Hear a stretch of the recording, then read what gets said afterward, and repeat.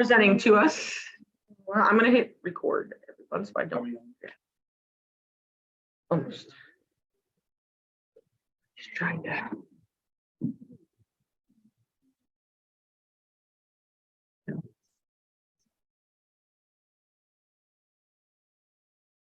You don't get a lot of those with the swimsuit, so. You ready for battle this weekend?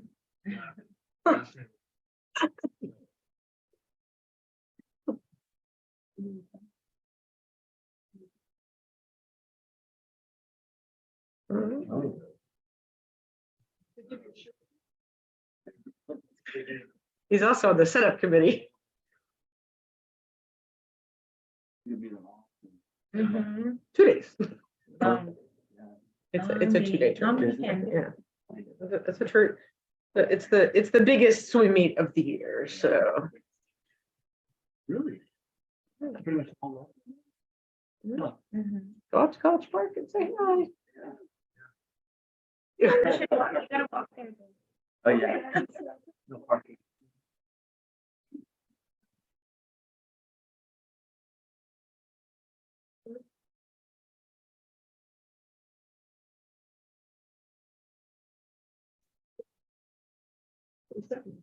Yep.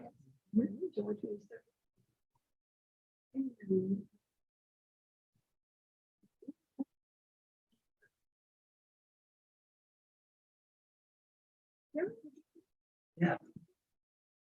Allegiance to the flag of the United States of America and to the republic for which it stands, one nation, under God, indivisible, with liberty and justice.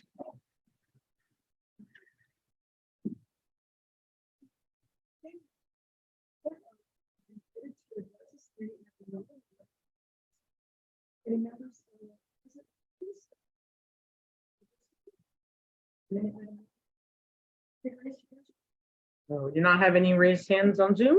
And we have.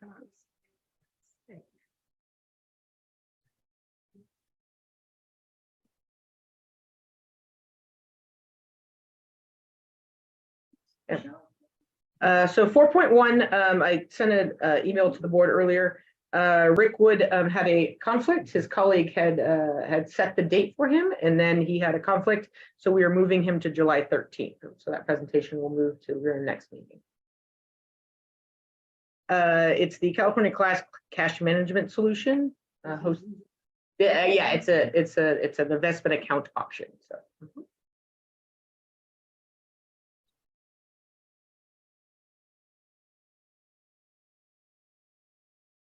Yes, great. So yeah, so I'd like to ask Melody to come on up. And so oops, there you go. And Bobby, can you unhook that, please? Nope, you're fine. So good evening, board. So I wanted to first just kind of give you a brief, just a reminder, and for those who might be watching, that at your meeting in March, on March 9th, you approved staff to enter into an agreement with Social Equity Lab, led by Melanie Graham, for our diversity, equity, inclusion consulting services. And so since that time, pretty much started in earnest in April, Melanie has been working diligently with staff, and I want to thank Nicole Watson, who has been the lead on that effort in coordinating work with Melanie. And so Melanie's here tonight to present the board with an update on where she is in the process of helping us develop a strategic plan, answer any questions the board may have, as well as talk about a little bit about the board's role in the DEI strategic planning and in the input process as well. So I did provide some information in your packet just as background, but I'm going to turn it over to Melanie and ask Melanie to go ahead. And Melanie, I'll flip through your slides for you.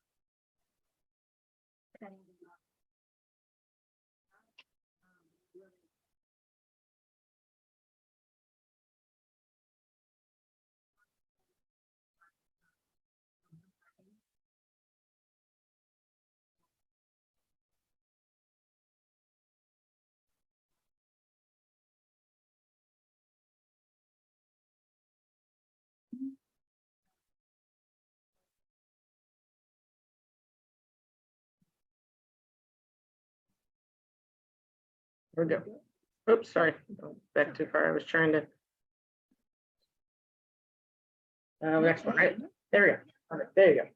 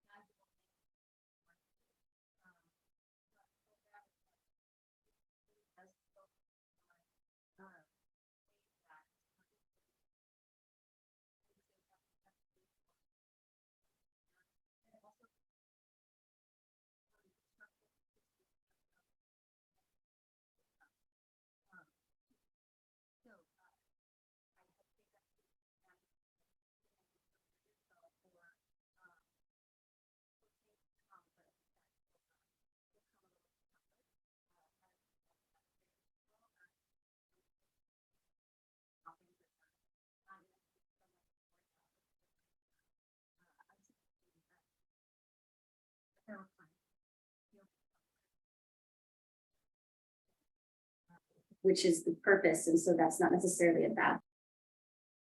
Another thing to prepare for is to take a risk. Is so far, my analysis has been is that the organization has been doing things the same way for a long time. So some of the shifts can be perceived as a risk, and I think that that's okay as long as you know that that's something to prepare yourself for. And I would recommend really leaning into what could be considered taking a risk. Also, just trusting the process. Although this culture shift can take a long time, it's very much worth it. So I would ask to just trust the process, because there's going to be times where it can be frustrating, or staff might be feeling a little frustration and things like that. And that's all natural, and it's all a part of the process. I would be surprised if that didn't happen. Also, just continued assessment, meaning to continually engage and assess where the staff is at in regards to this whole process. Oh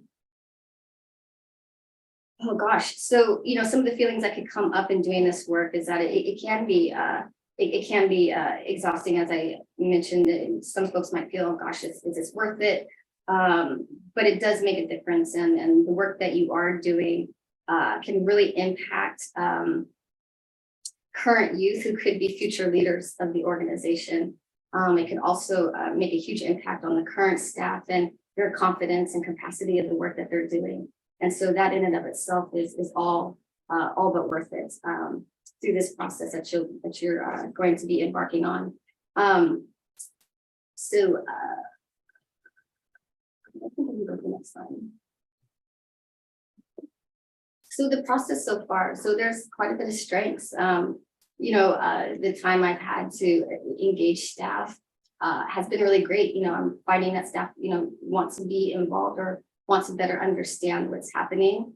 They want to hear more. They want to engage with the Justice League and really leverage the Justice League to their full capacity once it's restructured. So I think that these are great things to look forward to. Some of the barriers are schedules. This is, I'm learning this is a peak time for the organization, to say the least, which is great. But I can feel it, and I can feel folks, being pulled because this process is important. And so scheduling can be tough because of the timing of this. Another barrier might be just the time, the scope. of this work. I scheduled to be done the end of August, and there's a lot that has to be done. And so I'm thinking about that, and that's it can be done in that time, but if there were more time, that could be even better. The last, there just be like messaging. So through my analysis and engaging the organization, and even though I'm still analyzing data, what's very obvious to me is that there are some communication gaps within the organization. And so in embarking on this process, I can feel that because I need to communicate with a lot of people and it can be difficult. But like many organizations, communication tends to always be a factor. So the board's role with this, with the DEI plan, what you're doing now, just the continued support around the strategic plan. Also, looking at funding streams and partnerships. This process is costly. It costs money and it requires a budget to do this work authentically and effectively. And so I see the role of the board is really contributing to seeking unrestricted dollars to be able to fund what will come out of this, which will be well worth it. Also, external community awareness and advocacy just around this plan is really important, and your key folks in the community and being able to discuss this with other stakeholders is important. It's something to be very proud of. This I foresee will hopefully have you stand out among other rec centers around this region. So I think that this is great. Also, reflecting diversity, equity, and inclusion in board governance. So ensuring that when you're looking at policies and practices, it's with an equitable and inclusive lens. And you can only really do this with training and being able to be more aware and conscious of the bias that you hold consciously and unconsciously, as it will impact policies that are being reviewed or that need to be revised. So they reflect the values of the DEI plan. So it's important that the board, much like the organization, endure more cultural humility and take the strides for training. I find that to be very important, actually.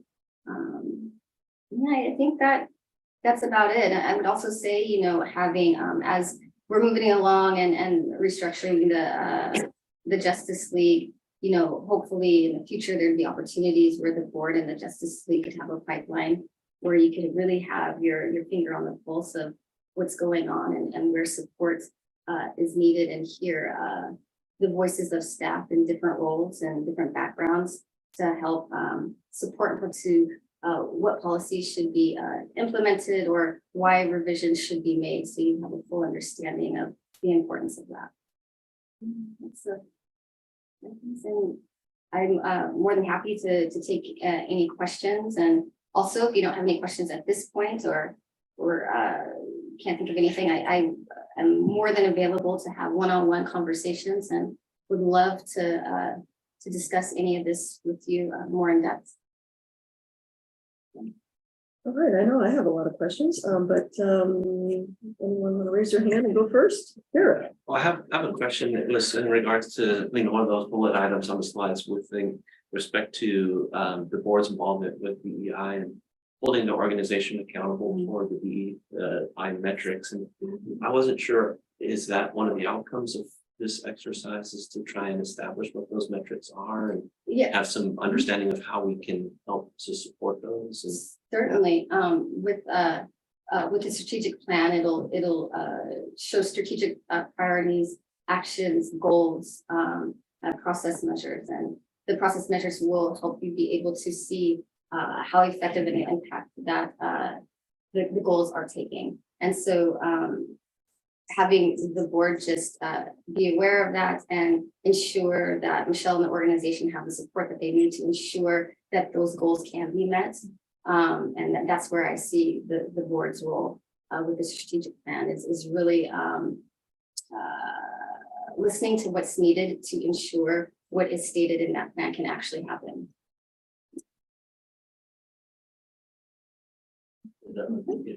Sandy? On the focus groups thing, you indicated there've been 5 or 6. Are Those different people each time within the organization and the staff? And then, is the discussion of the focus group the same topic for each focus group? To ensure that the data is appropriate, the tool is the same that I use with each focus group, and each focus group by design was intended across the organization, across programs. So what I get from each focus group at the end, when I'm analyzing the data and looking at the themes, that it's representative of what's going on across the organization. So it's not just focusing on one part of the organization or anything like that. And so for the most part, I was very excited to be able to get a focus group essentially across the board. And also a focus group with leadership, which went really well. And then also with BIPOC, so Black, Indigenous people of color that work within the organization. I was able to design a focus group tool by analyzing previous documents that the organization has that helped me inform myself on what this tool should look like. So it put us on the right track to be able to capture the appropriate data to inform the design of the strategic plan. In previous documents, particularly from Race Forward, an organization, they work with GARE, things like, yeah, they're great. I'm very familiar with them. Reading some of their summaries and recommendations, they definitely recommended that there was a focus group that centered BIPOC staff, to which I was very responsive to. So in addition to that, one-on-one interviews with key staff that I'm still in the process of doing and will continue to do probably until mid-July. So far, so good. Thank you. Yeah, of course. Others? Just a question on where you're seeing things as it stands, like right now, in the table, in the beginning, sort of the summary for the April, May, June. There's a lot of words around review, analysis, interviews, analyze. I'm sort of getting the feeling that we're not going to get sort of where things stand until the strategic plan, where everything's sort of encapsulated. Is there sort of a sense of where we are now, given that August is sort of where we're Sure. ending up to? Yeah. So far what I see and what will likely be a part of the strategic priorities are looking at HR and how it's currently structured, considering a restructure of HR. So there's a proper HR to provide the support to staff that is needed. Also, exploring creative ways of communication from the top down to the front line of the organization.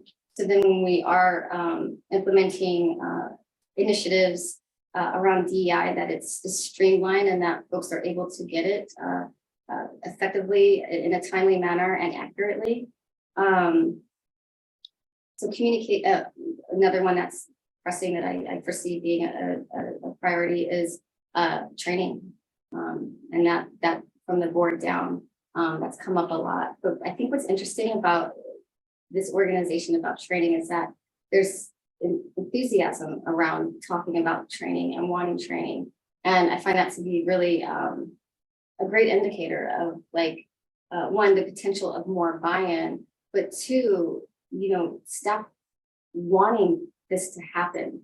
And what I mean by this, I mean by a culture shift, starting with them and them becoming more evolved as it relates to cultural humility and just better understanding what inclusion is, what a sense of belonging is, and diversity. And then the last one would be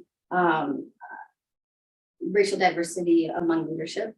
and what that could look like. And so these are very kind of broad and obviously would be articulated much differently when you see it in the actual plan. But off the top of my head, that's what I recognized, and frankly, it's something I recognize pretty quickly into the situation. But doing the extensive data collection just proves it, I guess you could say.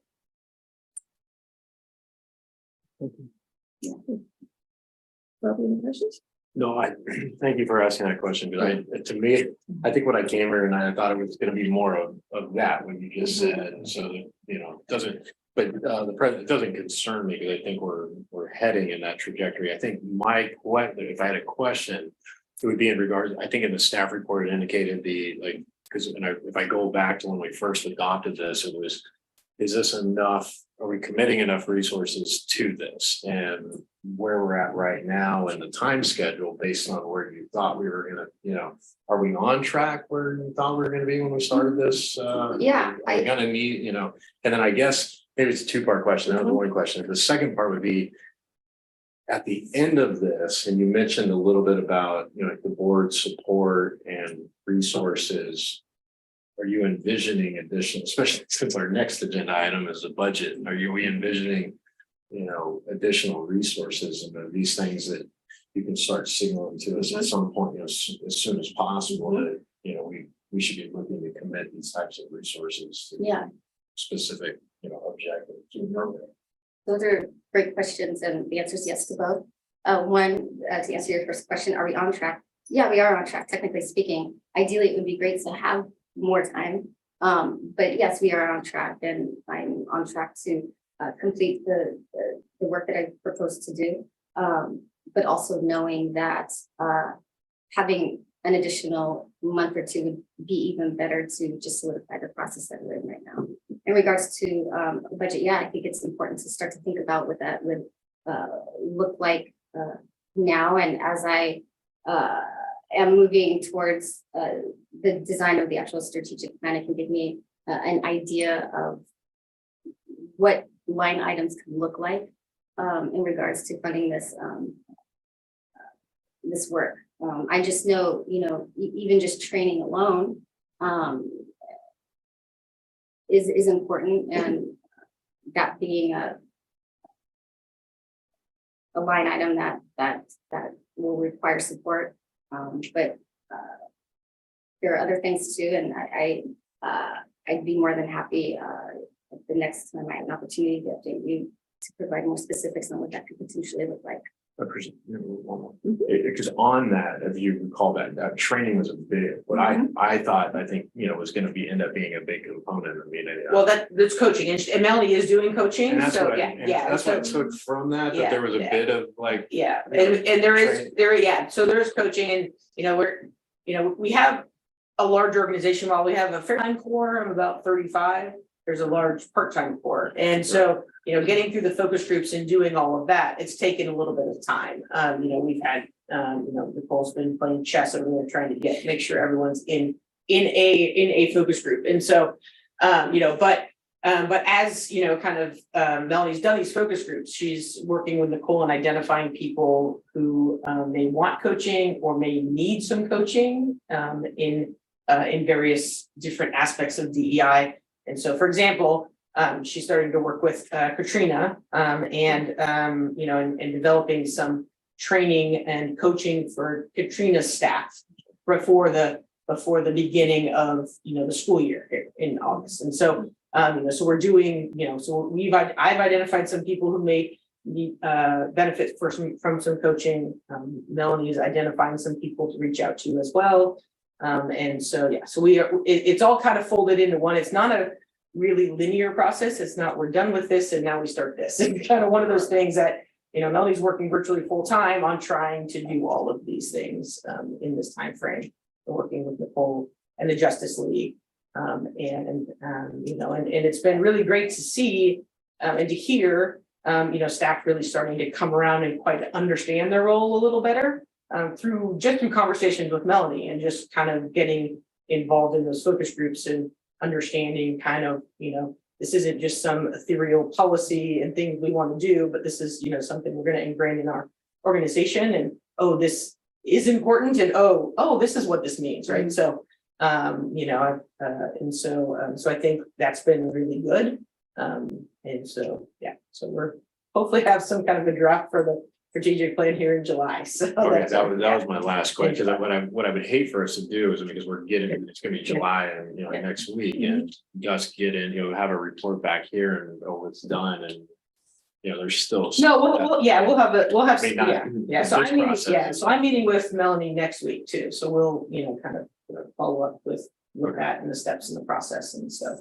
You know, because, you know, the last thing we want to do is have staff work on a strategic plan and, you know, and then we say, oh, well, we're not, you know, like, you know, make sure that, you know, we're kind of heading in the right direction. So. Yeah, the strides that I was looking at taking even before starting was, you know, using, you know, June and part of July for like the data collection, which included a lot of the interviewing. I even look at the coaching of data collection and the focus groups, and then starting the writing groups end of July, beginning of August, and then once the writing groups come together, when they're done, I actually take it back and then I rewrite it so it's formal, and it's informed by myself as well, which would take the month of August. So the way that I predicted it from the beginning is exactly how it's falling out currently. But again, I just know that having an extra month is always great, or even longer, just to hone in some of the coaching that's occurring and get the client training, I suppose. Great questions all. You mentioned a plan to restructure the Justice League. What does that look like? Great question. Well, so far we really start from scratch, and so that's why you saw the design of the vision and mission statement and the values. So we're starting literally from the very beginning. So we have a framework now, and so now it's just looking at what is the role and how can the Justice League be enhanced. So essentially, I foresee it needing to be larger and more inclusive to staff. So right now it's about 8 people, and so hopefully it can double and be more, and then it can consist of work groups that focus on different parts of the strategic plan and or different areas of the organization that are related to DEI. In addition to that, looking at you know, maybe not being a part of the actual Justice League, but having like DEI champions or DEI representatives across the organization within different programs that would serve as individuals who would essentially help with the communication and ensuring that what is being discussed is getting to the appropriate staff as it relates to what's going on and with the Justice League is working on or discussing at that time. Thank you. That was a great answer. Another thing you said was that it's you know, our agency has been doing things the same way for a long time. What's an example from your experience of an agency that needed to change and in what way? What you know, that might have some resonance for us about how we're used to doing things, but you know, might anticipate something being done differently. Yeah. Well, I've done this work in a couple of government settings. One was in New York City at the Department of Health. And so something that they had did the same, that they ended up changing, and it might not be applicable here because of course they had different issues, but it's New York City and the red tape is super thick. So change is difficult there. So what they were able to do over time was work with, their issue was around retaining staff. And so historically, and particularly staff of color. And so over time, once their DEI plan was designed and implemented, some of the things that they had to change was the way in which they promoted and the way in which they engaged staff and provided professional development. And so what it looked like was being more intentional with hiring within and creating pipelines within for staff of color or overlooked staff to leadership that which essentially was qualified staff that just weren't being focused on or given opportunities to be promoted. So once that was brought to the attention and made an issue, if you will, there was a very intentional focus on mentoring a staff of color and ensuring that they had a pipeline to leadership. Also, they started doing, this was, a couple of years back, they started doing like pay audits. So really looking at what folks did and how they were being compensated and if it matched, if it was appropriate. So when they started and they had a job description, is that job description the same years later? Was there things put on their job description that they weren't being compensated for? And so all of this attention really focused on undoing like historical practices of just, pushing things through or just, old habits that frankly weren't inclusive and weren't giving really qualified staff, opportunities to be promoted. So that's an example that Great example. the government setting that is somewhat related. I understand it's New York and it's a crazy city. No, but I think there's application everywhere, so that is a really great answer. Thank you. You say that you're gathering data as you're meeting with groups. What kind of data are you looking for trends or just like evaluating people or what? So with the with the focus group, it's a tool essentially which are it's about 8 questions. They're all the same for each focus group. Some of them will be crafted slightly different because, for example, like one focus group was with like maintenance folks and like facility folks. And so another focus group was with like leadership. So obviously it's the same tool, but I had to, massage the way some of the questions were so it was more applicable to leadership. And so then it was also more applicable to the maintenance folks. And so that's like an example of like what the tool looked like. And so some of the trends were really some of the themes that I mentioned in regards to what folks are saying across the board, which was just a lot around really wanting training, professional development, a lot around communication and, just identifying it, and which is I can't say that I've ever had a client where communication was not a part of the strategic priorities. So it's very natural. But yeah, that's a thing here as well. We're just a breakdown of communication. So I'm really excited to, think about creative and strategic ways where some things can be done slightly different, where communication is a bit more streamlined. What else did I mention before these slides? There's around some of the resources that might come out of HR. So, ways to, one thing was, folks weren't super clear on how to utilize HR.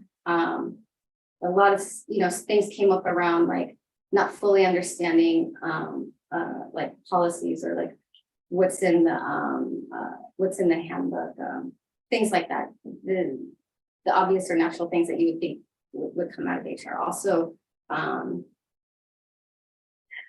things around like how can being able to report something potentially anonymously if needed, that being an option. Things like that. Those are trends off the top of my head that I can think of that were very consistent. You're learning about us and I all the various layers of us. when guess. I go to sleep, I dream. She knows way too much about us. I know a lot. I'm very much embedded, and I love that, and I love engaging the staff, and the staff is great, and the opportunity I get to meet more and more staff and have conversations around this I really value. And as Michelle was alluding to, what I'm recognizing as a staff is better understanding who I am and what I'm doing. And I'm starting to see folks perk up and wanting to better understand what this is and what's going on and how they could get involved, but also wanting to ensure that it's not lip service and that it's not performative, and that that leadership and the board are prepared and ready to support as needed so this can come to life. And I will admit that's something that has come up consistently as well. And initially and naturally, you know, folks might not trust me in the beginning. And as I'm not new to this, so I expect that. And over time, I earn the trust, and that's what's happening now. And what I'm learning is that folks are nervous, they're a little scared because they want to do this and they want to lean into it, but they also want to ensure that that it's not performative and that they get what's needed in order for this to come to life.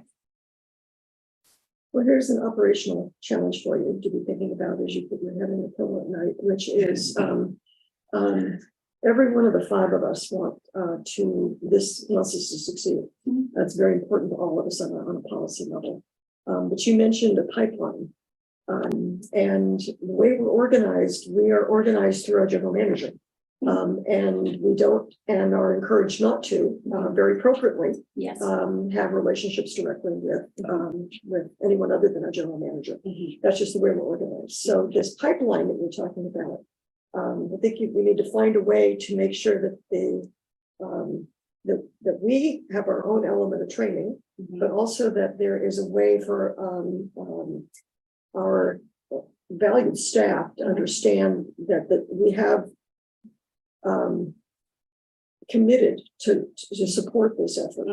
And how we communicate that, how that pipeline looks, I don't know, is something that maybe we can ask you next time you come to us about how you think that works, because right now we're not organized that way. And we're not, and like I said, I haven't had a chance to talk to Melanie about some of these things. And you know, and that may look like, you know, we have a regular update by the Justice League coming to the board, you know, and so they have a pipeline to the board, you know, not filtered through me, you know, I, you know, invite them, have them come, and they give an update on, you know, where they are on the strategic plan and what resources they need and all of those things. So there are ways for us to do it without the employees feeling like I'm engaged as well. And so, you know, I think, you know, those are ways in which we can do that, because, you know, I've heard you know, it's been great staff. I think, you know, Melanie says they've gotten definitely more comfortable with her, and I think they've been honest and open. And, you know, the reason why Melanie is sitting here is because myself and the board do not want it to be performative. So, you know, so once we have the strategic plan, you know, I am committed to making sure we have staff and actual resources to make sure it happens and that no one is overwhelmed. And, you know, because, you know, the big question is, like, if we have this work, you know, if this work is on top of what they're actually already doing, you know, what's going to fall by the wayside, right? So it's always been my goal that we don't have just a small group of people working on this type of work, that it is ingrained in everybody who is in this organization, and they take that with them. That's part of their job, right? So so that's the goal, and that's where we're going to be eventually.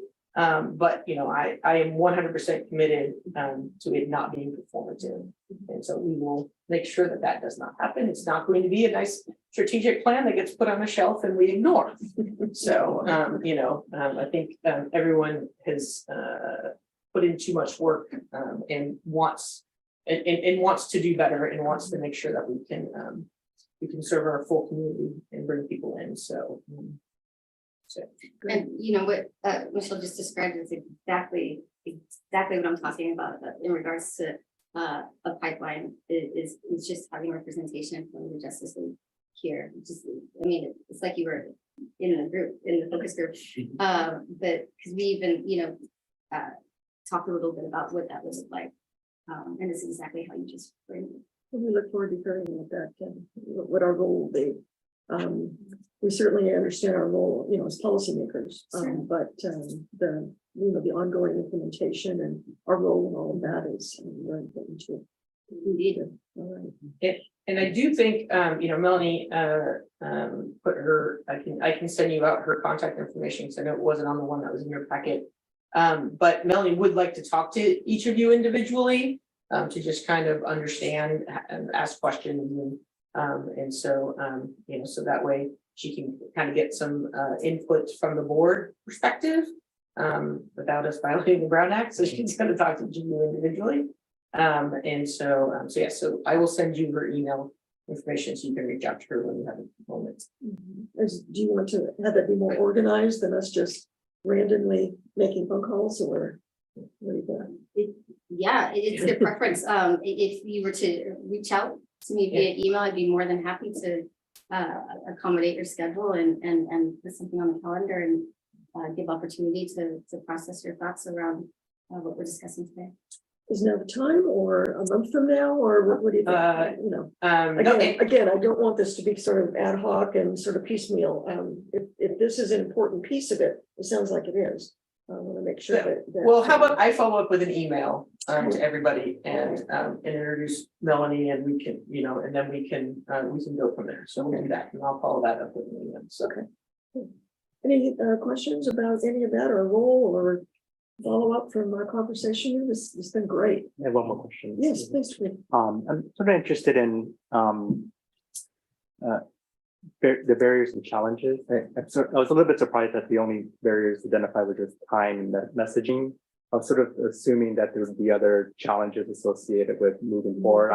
I'm happy that staff want to be engaged, but I'm sort of interested in what other things that could be potential stumbling blocks that might be there. Yeah, so for me, time and messaging are huge barriers. Because I need the time to do it and to peak time within the organization. So that for me is huge. And the messaging is quite huge too, because I am engaging the entire organization around this work. And if there's not like a way that I can effectively engage, or for an example, so like with the Justice League, having like a centralized like hub, like Teams, and having like a page where we can keep all of our now new documents and our new documents of how it's being restructured and whatever documents will be needed as we move on. I mean, something like that is difficult. And I've been having an incredibly hard time like establishing. And so, although it might not sound like a big thing, that's huge. I mean, that's a big deal.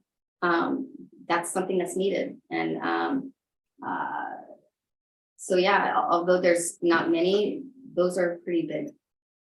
And they're not just indicators of barriers within my process, although that is what's happening. But those will be barriers when I'm gone. You know what I mean? And so it's important that what I'm trying to do is find ways while in the process and putting this together, how to resolve it and ways to overcome them. And those are things that come up when I've been meeting with Kat and other leaders too. Just trying to gain a better idea of like what's possible, what's the best practice. The work here is unique in that folks are coming and going, and there's seasonal staff and part-time staff. And so it makes sense that this would be a barrier. And quite frankly, like I mentioned earlier, I don't have a client historically where this wasn't, where communication or messaging, isn't an issue. Thank you. Melanie, thank you very much for being here this evening and sharing all this time with us. Thank you. Really has been very valuable. Thank you. Appreciate it. I have a question, if that's okay. I don't know. Well, I don't know. That's sure, go ahead. There was something that I had here. I just kind of want to take the temperature where training for the board around DEI, like around, I would think maybe like bias and implicit bias. I wonder what comes up for you when I mention that. Is that something? The question Like in the are we future. interested in Yeah, so training? would you be Yeah. interested? In training? Yes. Yes. Yeah, Sure, absolutely. that too. I think there needs to be a ton of training. Yes. I think we need to be continuing ahead on this thing like a requirement. Yeah. Like, I mean, I think it's all through education and knowledge and so, yeah. Yeah. I asked too, because what was interesting in some of the focus groups was, honestly, I didn't have a question on the tool about the board or anything like that. But it did come up, and there were staff that was really passionate about not just them having training and becoming more involved around the topic area, but the board as well. So when you are looking at policies, there's this lens that you have that is centered around inclusion and just an acknowledgement of unconscious or implicit bias that you may carry, and being able to utilize each other to hold each other accountable to ensure that isn't taking place while looking at policies that might seem very like, no, this is fine, but just like, well, perhaps this impacts others in a different way. Lots of ways to respond to that, but let me just say a resounding yes to training. Really, yes. Yeah, the board is very, very receptive to that. That's exciting. Okay. Thank you. Thanks, Melanie. Thank you, Melanie. Thank you. Very, very much. Yeah. All right, how likely are you to recommend Diligent Community to another organization like yours? This can't be right.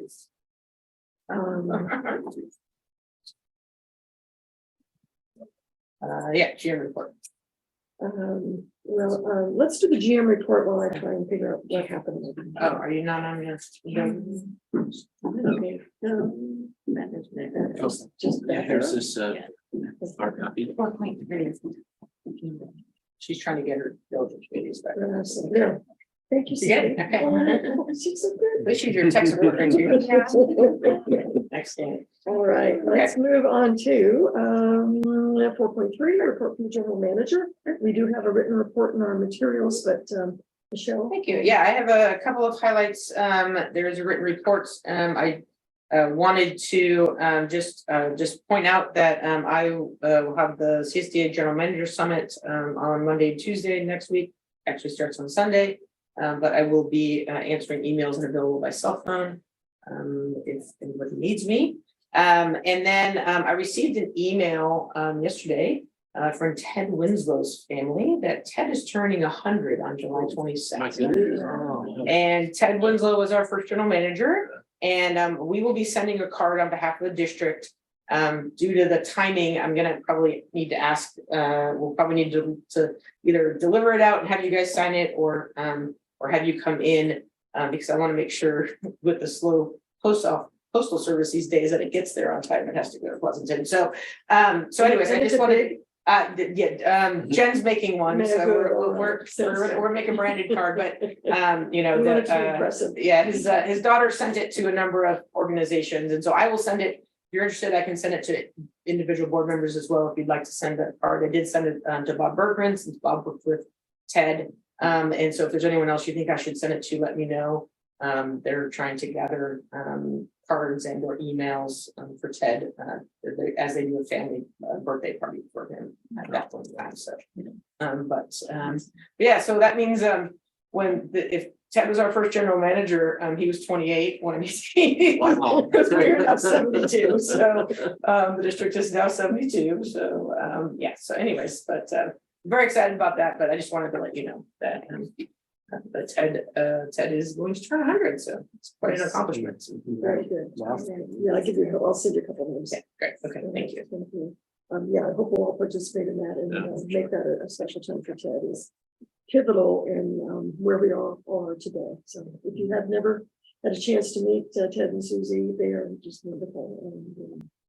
And anyway, I do hope that everybody feels the same way that we do who have known him for a long time. So, there were any questions about the report from the GM? Where is the chamber mixer being? It's at Rogers Ranch Heritage Center. Oh, it is. So it's at Rogers Ranch. Okay. So I They're sent you. hosting as. Yeah. All right, thank you. Yeah, they're hosting it, and I sent you all a calendar invite. Good, So good, yeah. I put you as optional, so you didn't have to be there. But I sent you. I'm on the train of making sure I send you a calendar invite, so Okay. you can accept it or reject it. And I did put that it's at the Heritage Center in that show. Right, That's okay, there. gotcha. Yes. And I did also want to. I know we were going to questions, but But the mental health first aid training is really good. And I'm very excited to have our executive team go through that. I went through it. I think it should be required for everybody. It just really talks about, helps you understand how to approach people with different cultures and just really relate better to people and understanding, especially in stressful situations. So I'm really excited that eventually, most likely that all of our staff will be trained in mental health first aid. We'll just make everything better. So As someone whose profession is dealing with people in various degrees of distress at times, I can tell you that it can be a learned way of handling people. But the training, I think, would be really awesome for staff, because I know, what you do experience from time to time. And if any board members are interested in it as well, it's just on a personal, professional level, be very, very beneficial too. I did have a question about not a question so much as a comment about the announcement of certain hours of family swim. Michelle, you and I talked a little bit about lap swim. Have there been any further discussions about? we're still working with staff on that. So Okay. I don't have any changes in the last one schedule. All right, if you wouldn't mind bringing that to us when we do have some information, I appreciate it. Okay. Any other questions? Any members of the public present would like to make public comment on this item? I guess I should have asked that for the other items as well. Did not. Any hands raised or? Nope. else? No hands raised. All right, close public comment and move on to consent calendar. We have broken this out for a reason. Michelle, do you want, can we do like 5.1 through 5.4? I know that.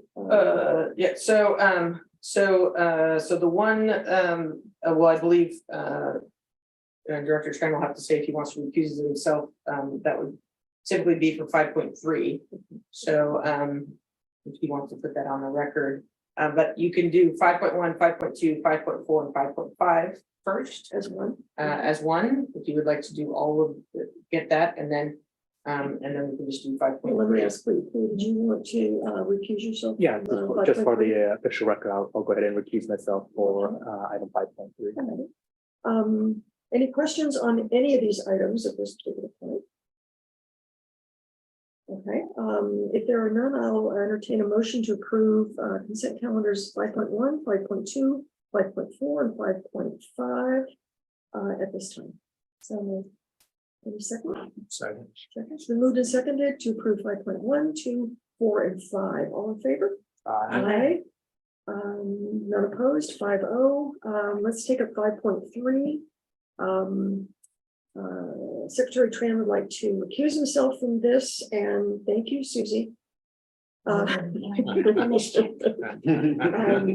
so, is there any discussion amongst board members about 5.3? Seeing none, I'll entertain a motion on 5.3. A motion. Thank you. Moved. Second. Okay, so moved and seconded to approve 5.3. All in favor? Aye. 4-0 and 1 recusal. 5.3. Thank you all for that. Same thing then, Cleve, for item 6. Yeah, for a public hearing, item 6.1, I also would have to recuse myself for that one as well. 6.3 would be, no, 6.1. That's 6. We don't want, you can certainly vote for 6. Would be 1.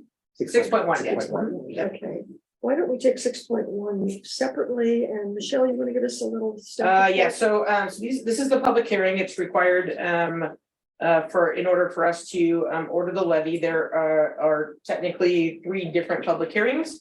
We have one for Valley High 2. That's the one we are taking first. So there is no change. These are assessments that are for specific maintenance purposes on a set number of homes in the Valley High 2 assessment district. There is no escalator, so it just continues to be the same every year. But we do need to order the levy of the assessment on an annual basis. This is an annual thing, and we need to have a public hearing for anyone to come and speak on that item. Any discussion on the board on 6.1? Any public comment from members of the public present or hands raised or No emails? hands raised. There are no emails. We'll close public comment on that and bring it back to the board. I'll entertain a motion to approve 6.1. Consider adoption. Yeah, you're adopting resolution, Okay. adopting the resolution ordering the levy of assessment. So I'll go ahead and move adoption of resolution 2023-06-22H, ordering the levy and assessment fiscal year 23-24 for the landscape maintenance district of Valley High 2. Me second. It's been moved and seconded to approve 6.1, the adoption of resolution 2023-06-22H, etc. All in favor? Aye. The vote is 4-0 with one recusal from Secretary Tran. 6.2 and 6.3, can we consider those together, Michelle? We need to consider each one individually. All right. Any board discussion or questions of staff on 6.2? So this is the remainder of your assessments, all of them, all of the Valley High and Woodside Hills assessments. It's a question. Yes. So on the other resolutions, they mentioned sort of an inflationary adjustment of something that's new. This one doesn't do that. There is no inflationary adjustment. I'm not quite sure why. Yeah, we don't have any inflationary adjustment, so there wasn't any approved. Oh, okay. And so we cannot adjust it by inflation, so. So we take a vote at The ballot, assessed, yeah. owners of property owners. Hmm. Any other questions? Okay, any public comment on this from the members of the public? Nope, nobody, no members of the public. Okay, Susie, any emails? No emails. We'll close public comment in 6.2. Unless there's further discussion, I'll entertain a motion to adopt resolutions 2023-06, 2022I through 2023-06, 22L, ordering the levy of assessment for fiscal year 2023-24 for landscape maintenance districts Valley High 4, 5, Woodside Hills 1, and Woodside Hills 3. It's been moved in a second. I'll second. And seconded, moved and seconded, all in favor? Aye. Aye. The vote is 5-0 on that. 6.3 is similar, lighting and landscape district for the entire, all parcels within the district. Michelle? Yes, so this is thing ordering the levy assessment for fiscal year 23-24 for landscape and lighting assessment district 6. This is the maintenance district for the entire district. So this includes all of the parcels within the district. And again, it is set at a flat amount and does not have any inflationary escalator. So it is the same. It's been the same since it was adopted in the 80s. Any questions for Michelle on this item? Any members of the comment wishing to public or to comment on it? No members of the public on Zoom. And no Or emails, and no one in the audience, okay. Bring it back to the board, unless there is further questions or is further discussion, I'll entertain a motion to consider adoption of resolution 2023-06, 22M, ordering the levy of assessment of fiscal year 23-24 for landscape and lighting assessment district number 6. So moved by Derek. Okay, second. A second. Thank you, please. Seconded by Secretary Tran. All in favor? Aye. The vote is 5-0. All right, moving on to 7 action items.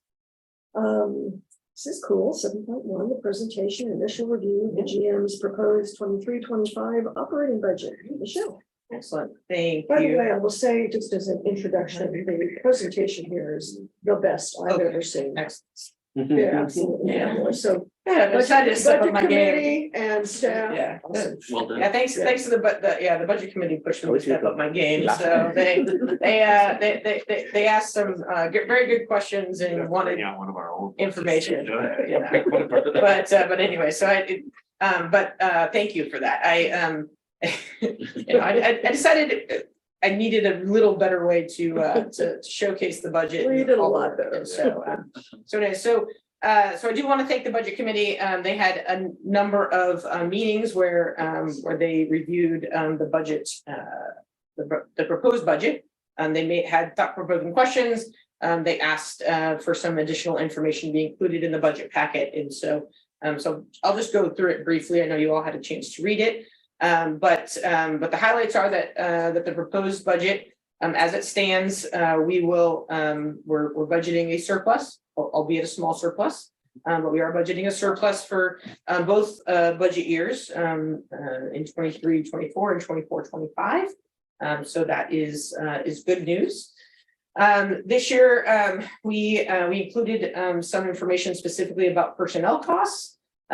This budget does not include a cost of living adjustment for employees. We did a cost of living adjustment of 5% in January. And so, at that time, I had told the board, I had told the staff, and most likely we won't be able to do it in July. And lo and behold, we put the budget together. We cannot do another one at this point in time. And so, so that doesn't include, so the salary scales at this point in time that are included in this are stagnant. But our labor and benefits is hovering right around 60%, and expenses 40%, which is typically where we have been. I do want to say, because they were at 49% and 9% the last time that the budget committee saw it. And when I put this together, I realized we had all the revenue producing departments, but we forgot communications when I was making sure we had all of the numbers in there, because we have all these worksheets and then we pull numbers out of it. And so I'm like, that just didn't seem right. And so then lo and behold, communications, while in the individual budget sheet, wasn't in our work in our table. So you can see that we're hovering, or we're right at 60%. We are a service organization, and as board is aware, or may not be aware, pretty much we require people to put on our programs. We have to have people at the teen center. We have to have people who are mowing our lawns. We don't have AI lawnmowers yet, but I'm not sure if we're ever going to do that. But we're definitely a service organization that relies on our people, and so that is where we are on the personnel costs. And then, which was the Budget Finance Committee requested that I put information about CalPERS and our liability and what our plans are. And so I took information that I had shared with the board at their meeting, as well as the amortization schedule and the alternative schedules. The budget is proposed at the 10-year amortization schedule, which is what the board had requested. So that is the smoothing number of $522,106 for our UAL payment. And so that is a payment that we make every July. We make it on July 1st. We can spread that out over 12 months, but then we incur additional interest by CalPERS. So we always make that payment in July as required. So we'll take that will take our UAL down based on the current amount. We'll be done paying that off at that amount if we can continue that in 2032 instead of 2041. So that is a big step that is budgeted in all of the years of this budget. So you can see in the 5-year projection, it's also budgeted in there. So so the plan is that we will make that payment and be able to do that. So I'm excited about that. We also included the number of active participants and retirees in the funded ratio. And as the board knows, all of our UAL is pretty much in that classic miscellaneous.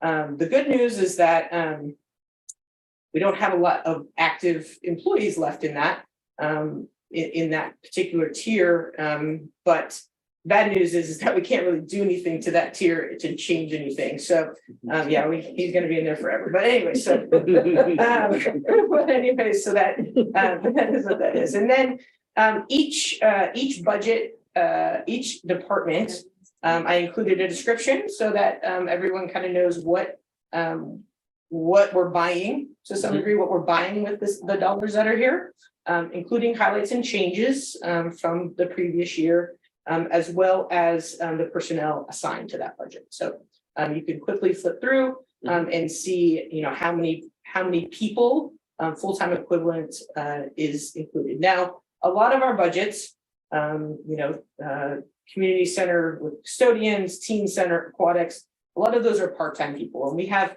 part-time hours from, some people work, 10 hours a week, some people work, 30 hours a week, some people work almost 40 during the summer. But what I did was I took the dollar amount total by the average pay and figured out how many hours we were paying for, so how many full-time equivalents. So that's how that came out. It's not an exact science, but it's close enough. So kind of give you an idea of how many people are supporting all of these. And so in addition, the other people that support our organization are contractors. We have contractors in youth, we have contractors in pet park maintenance, we have contractors in pretty much most of our departments. And so I could go through it page by page, but I know you all have read it, so I'm guessing you have questions on that. And so but with that, I'll take any questions unless somebody would like me to. Let's start with process for a second. Okay. This has come to the board Mhm. from staff and the budget committee. This is now June 22nd. This is for discussion this evening Yeah. and input from the board. Correct. If this will come back again. Yeah, this will come back at, so by policy, we have to adopt it by your second meeting in July. By the So, second yeah, meeting in July, so so- it'll come back twice more No, just after this, once more after this. Yeah. So this and another final opportunity is Correct. where the board has input Mhm. as a whole. I saw a little bit of reference to cost recovery, but that's not part of what we're discussing. No, this I evening. included it in the original report, but there's a second item tonight. The budget committee has made some recommendations on changes to the cost recovery. Oh, shoot, I did Yeah. not get to that. Yeah, so that's the second item. That's item Oh, yeah, sure. 7.2. There's a board review and directing the staff regarding recommended changes and edits. So, Okay, shame on me. but that also has to come back twice. So, but we can go through that as well. I'll give it a quick cliffs notes before when we get there, when everyone's talking about it. And then lastly, in terms of process, CIP budget doesn't get brought back to the board from the budget committee until after the beginning of next fiscal year. Is that correct? Yes, we usually do that in August. We try to wait until, well, we're working on it now. We went to land and facilities to talk about initial projects. Then we'll go to the budget committee to talk dollars. And then, we try to finalize that once we know what our year end looks like. So we usually finalize that by the board in August, September. So the initial one will probably come to the board in August. And then the final will come in September once we have final numbers. Again, just in terms of process, I'd like to ask Vice Chair Benson, who chairs the Budget and Finance Committee, if you have any comments or anything to start with, and I'll just questions of staff and committee.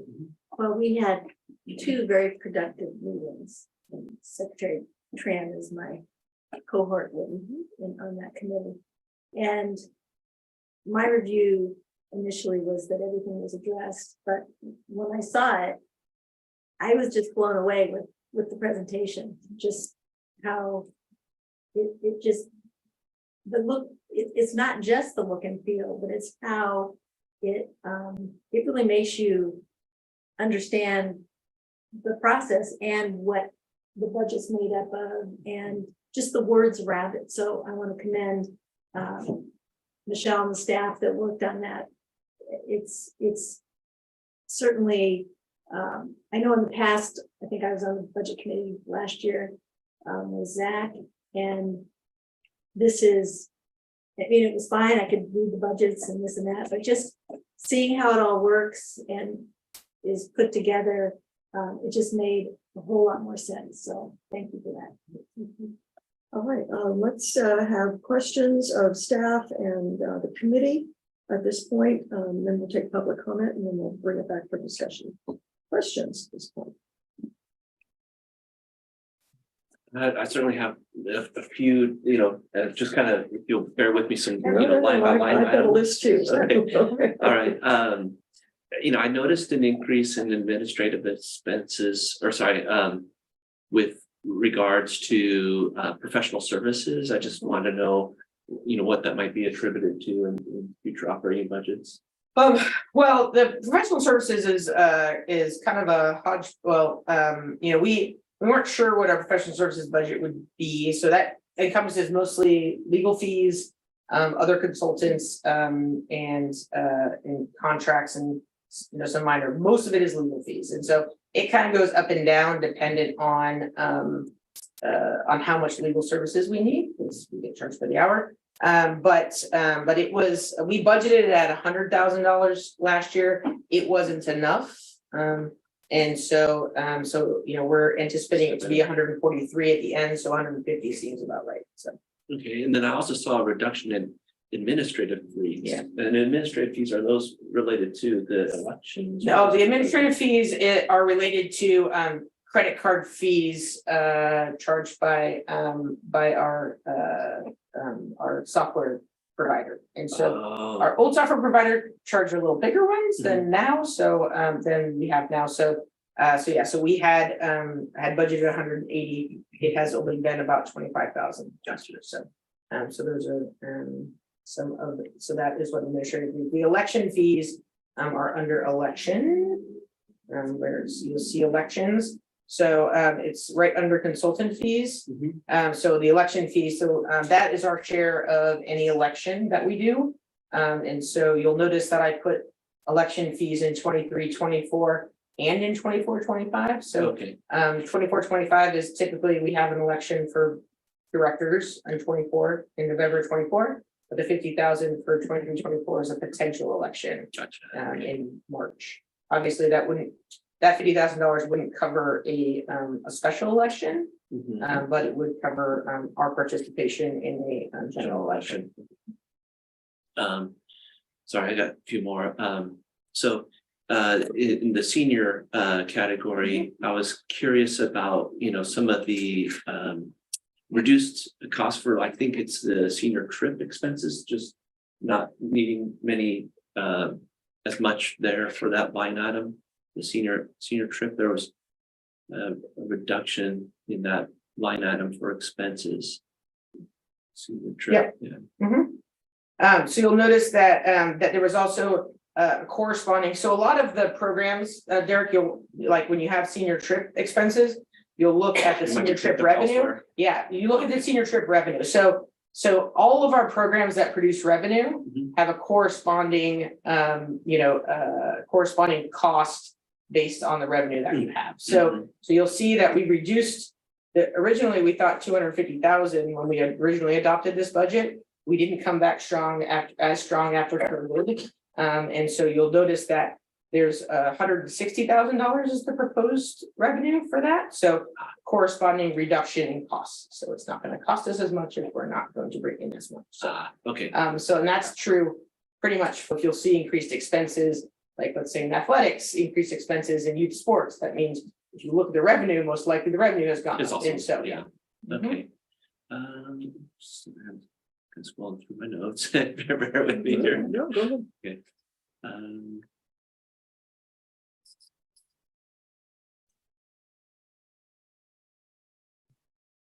I'll try and get through all these at one time.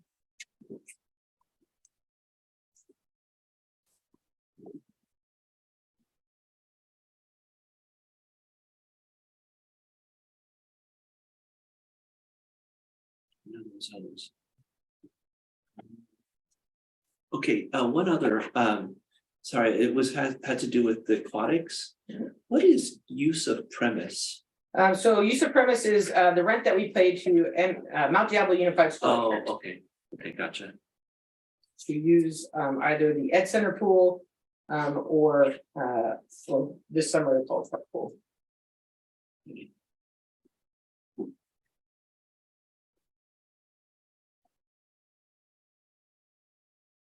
You'll see that in other budgets, like the youth services budget, there should be a use of premises as well. Okay, yeah, I guess that's my only questions for clarification. I might have some comments later. Good. So thanks. Good, that's, there you go.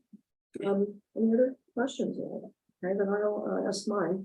On page 5, under personal costs of the budget itself, the amount for seniors under labor has gone up considerably.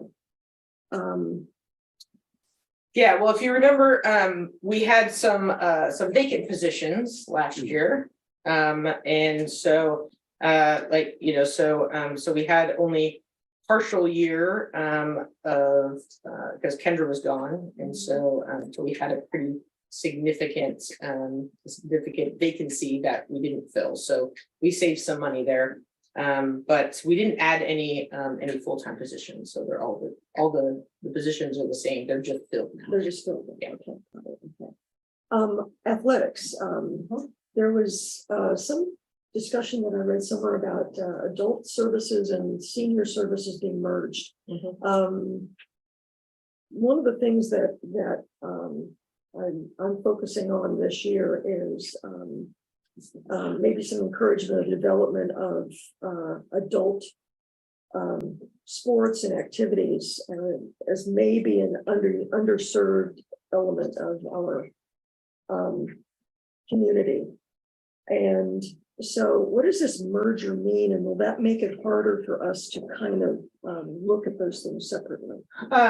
No, it's always been a push-pull with, so the adult services has always been managed by the senior services staff. And so, you know, so that it had always been, you know, well, some classes we just decide to call adults, and some of them we decide to call seniors instead of adult and seniors, when anyone from 18 and up can be in any of those classes. And so, you know, so, but they were, you know, a lot of them, the adult classes were filled by seniors. And so, you know, it's just more of a, it doesn't make sense because the information we're getting from breaking them out in the budget isn't giving us the information we want.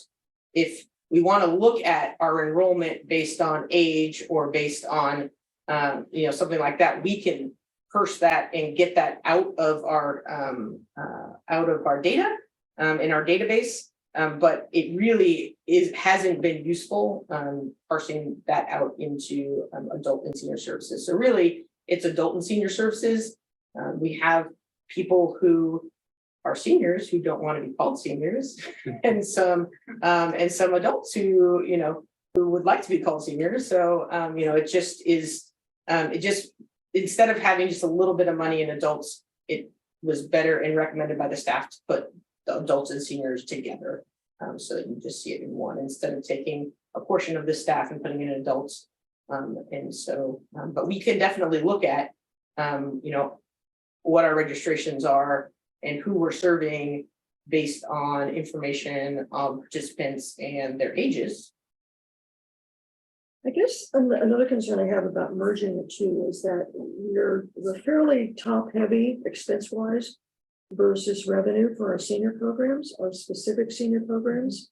And keeping an eye on that separately, I think makes a lot of sense. At the same time, we've got cost recovery goals, and I'm concerned about how that might be reflected if we merge the two. Just am concerned that it's just not going to be helpful to the board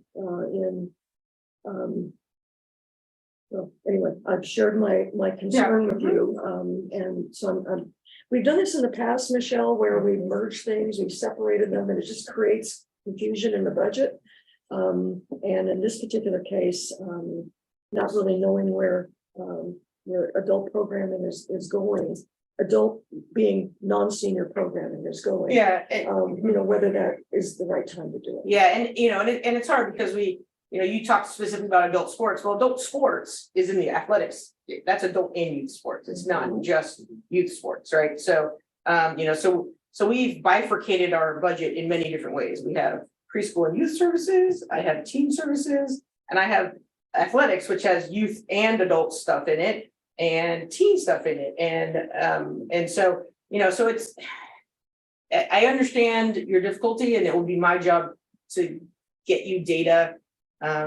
Not necessarily in the budget, but get you data on this is, this is what our cost recovery is. This is, I can pull the revenue and expenses out of our system as well. So, but I hear you.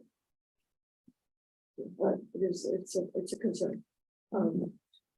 With respect to athletics, again, we've got a budgeted labor cost that is considerably higher, $150,000 more than last year. What's that? Well, a lot of these labor costs are due to moving staff around. So if you look at the athletics budget, it now there's a full-time coordinator, which we budgeted for last year, but didn't fill until February. So, so there was a number of months that was vacant. And then, we have a manager that is over that program. So that is doing both sports and aquatics. And so 50% of that staff member is now in athletics and 50% of them are in aquatics. And so this is literally the best we can do, trying to get this whole cost recovery thing down and where they're doing that. So yeah, so that's, so you kind of have to look at that and match up what, how many staff members are. And this may not be so, the best place to yeah, look at it, yeah. this particular page, but no, I mean, those are numbers that jump out at you and those are appropriate questions. So, but a lot of that has to do with just, each year I ask the staff tells me, the management staff says, okay, well, I work 20% in this budget and 15% in this budget and 10. And so, it's not an exact science, but it's the best. Well, then since you validated my approach here, look at teams is the last one. I know we were full up last year in our team program and expect to be full up in the future. And yet we've got a $50,000 increase in salary and labor costs identified here. Yeah, some of that, pull the teams up and look at it, is exactly where those jumps are coming from. Page these teams on.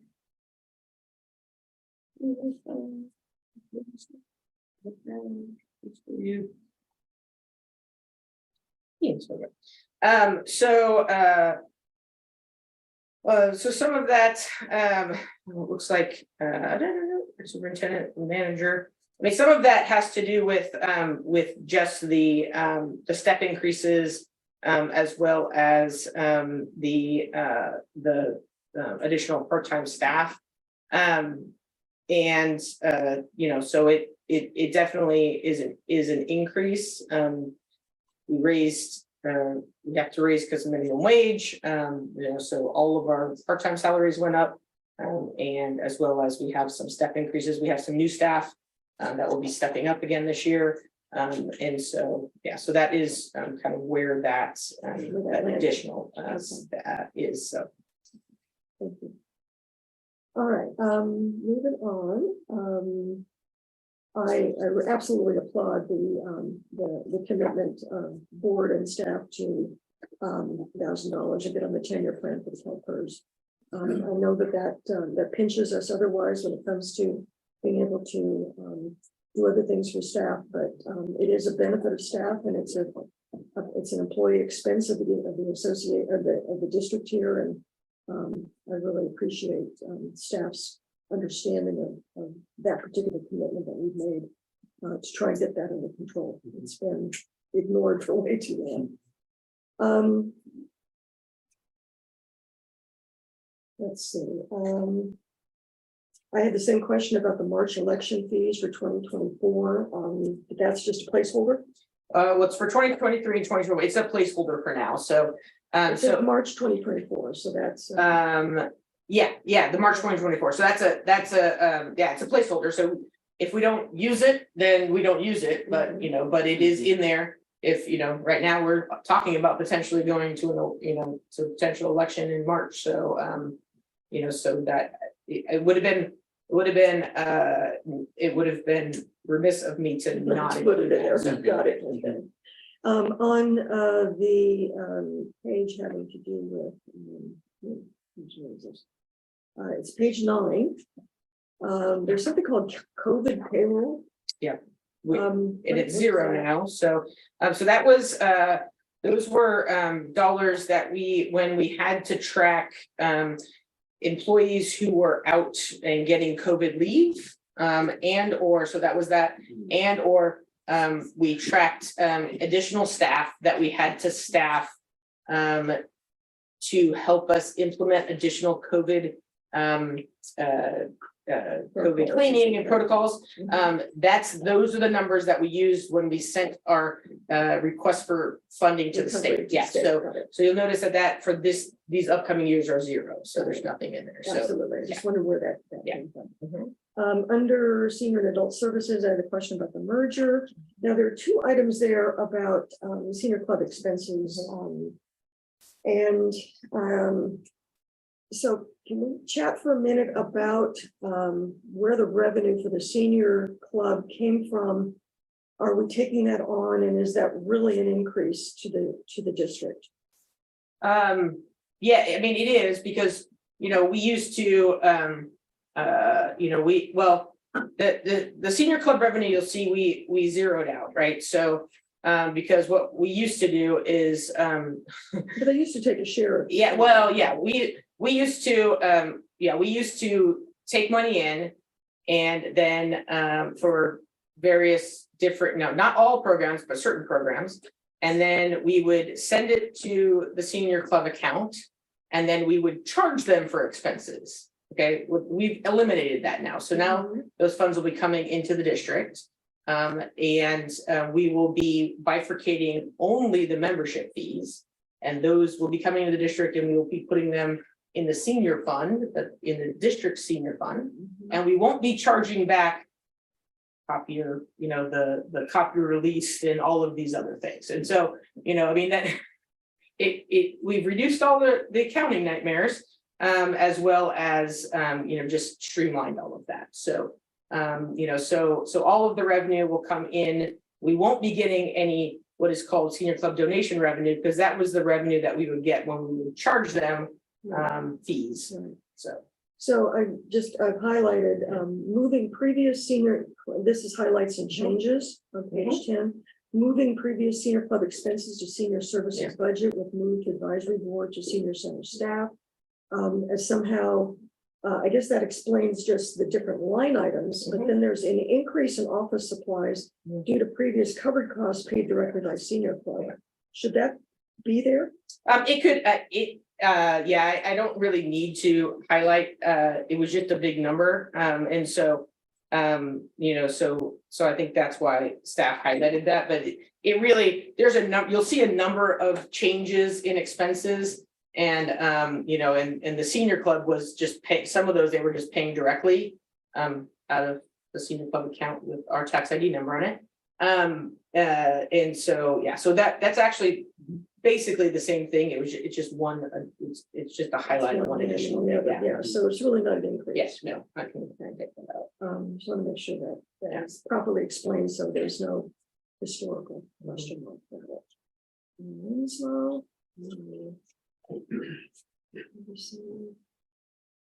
Schoolhouse, Rich, athletics.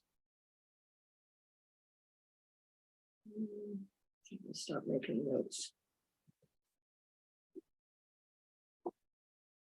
Special events seem like there's quite a decrease. Are we doing fewer or? Well, we have a retirement of a employee who is at step 5, and we're bringing in a new employee who is not. So Okay. that's mostly where that Got change it. is. Okay, thank you. Thank you. That to be a problem. Marketing, that's great. Childcare. So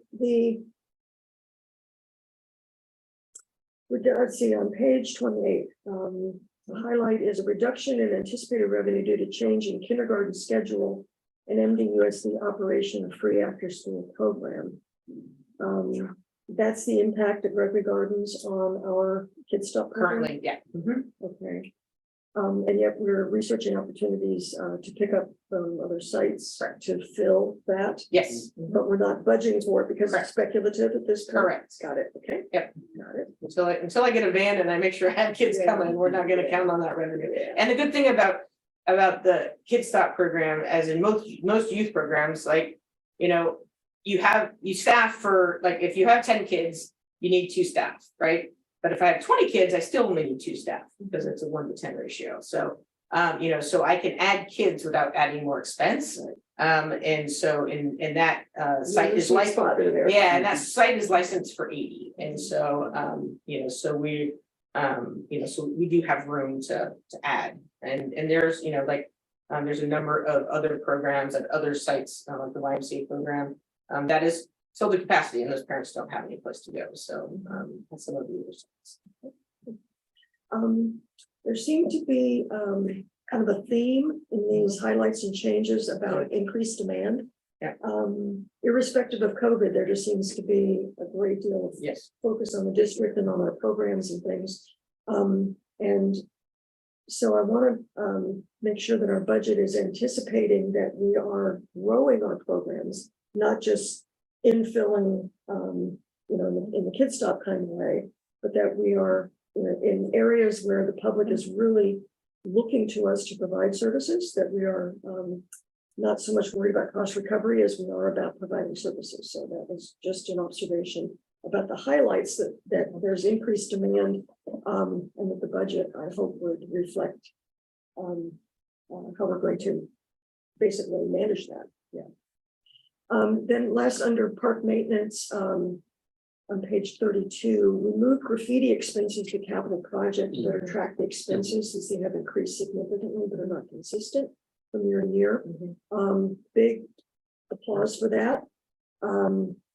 And to the extent that we're spending a lot of time, you know, looking at trying to catch miscreants and stuff, I would hope that that would also, you know, be reflected that our staff is actually maintaining the parks and not worrying so much about graffiti and about monitoring and catching people. So I like the approach there that we are devoting our hours of you know, our staff time to actually take care of the parks. That's just awesome. I think it gives us a much cleaner number about where we are and what services we're providing and maintaining the parks. So applause for that. That's all that I had in terms of questions. Any questions that anyone has before we move to public comment? Okay, we'll move to public comment. Any questions or comments from the audience or from raised hands or emails? No raised hands on Zoom? She's got a check. No emails. No emails. Okay, and see no response from the audience. I'll close public comment and bring it back to the board for discussion. Anybody? Well, I had a couple of things. I'm not necessarily sure if they fall under questions or comments, but we can kind of talk to them. In regards to aquatics, you know, I had looked over, you know, the full-time equivalent estimate that you had prepared, and it seemed, you know, something that's a seasonal thing. I mean, compared to some of the other, you know, kind of budget areas that we have. I wasn't necessarily questioning your methodology, but I was just wondering, you know, why it's that way.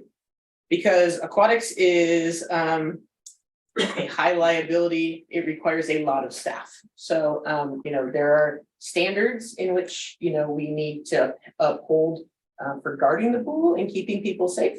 And so, you know, essentially, you know, if we only have one pool open, we have at least 3 guards on. So I have, you know, 2 in a guard chair and 1 on break, and they rotate every 15 minutes, as well as a pool manager who manages all of that, and a cashier. And then, you know, essentially we have a guard or swim lesson instructor for every group swim lesson, and then 1 for every private swim lesson that happens every 20 minutes, so, or every 25 minutes. So, Right. aquatics is the most staff intensive program area we have.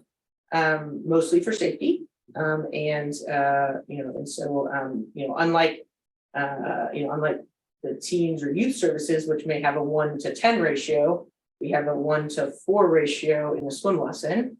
And if I have, 4 swim lessons going on at one time, I have 4 different staff members. And so, and I don't have enough staff members. We don't have enough pool space to meet that demand at this point in time. So, while it's staff heavy now, if we get a new pool and are able to offer things that that our community is demanding of us, especially in the swim lesson area, it's even going to get bigger. And so, it's definitely the one area that you can't skimp on staff, because of the liability of keeping people safe. Okay, that makes sense, and it'll help, also with some of the cost recovery discussions that we'll have, I guess later. Yeah. The other one, that I had a question about was in regards to building maintenance, and that the seniors have a large portion of building maintenance associated with that facility, and I just wanted some, kind of understanding as to why. Is it Well, it's our largest building. It's 26,000 square more feet. so than Right. the communities? Yeah, it's the largest building we have. So, it's the largest building. It's also another staff intensive building. We have, 2,000, senior center members, and, they have, different classes every hour. And so things get set up and taken down. So we essentially have a full-time, building custodian assigned to that building. He isn't full-time, but he has almost full-time hours, and then, as well as it's open into the evening. So, but it is the largest building we have, and the percentages are based on square footage of its total building area. Okay, yeah, I was wondering if it had something to do also with the fact that it has the kitchen and some of the other types of amenities. But these are based solely on square footage. So, Okay. Building maintenance is pretty consistent in that you can look at a square footage of a building and get a pretty good idea of what it's gonna take. So. That's it. Good questions. Great learning experience. Very interesting. Good professional. Other discussion? Questions or comments to the committee? I would just second the comment you made. I mean, it was just the easiest to read, most detailed, broken out. I mean, the way we used to get this thing years ago was not like this, and it was very difficult to ascertain, like where the differences were coming from, and where the questions needed to be asked. So this is fantastic. I really appreciate putting the unfunded liability and, just the transparency that this puts forward, especially in light of everything we've got going on our plate right now. I think this is fantastic. So,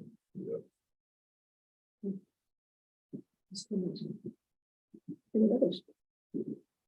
Yeah, just to echo your comments, and then kudos again to the staff and to you, Michelle, for putting this together. I was really hoping for a great, easy budget to just be able to digest, and this really does it, not just for us, but I think for the public as well too. A lot of this can be pretty dry for most people, and so unless you're looking for trouble, like we're gonna nail you on this thing type of thing, nobody's gonna read a lot of this stuff. But I think the way it's presented, especially if we're going to present ourselves as being a responsible board, responsible district, I think it's done in a way that it's very bite-sized and it's easy to point out instead of like, oh, this number or that number type of thing. And so I do commend the staff and you particularly, Michelle, we put in a lot of time. This is a lot of effort, and so it's a really great job and reflective of that. I think all of us are sort of in agreement that this is easy to read. This is great. Yeah. I did take your comments to heart. And I started, and it came out because I started my staff report trying to explain everything, and I'm like, okay, this is not, I'm like, they're never gonna get this. I'm like, so we'll make a budget book. That's perfect. Yeah.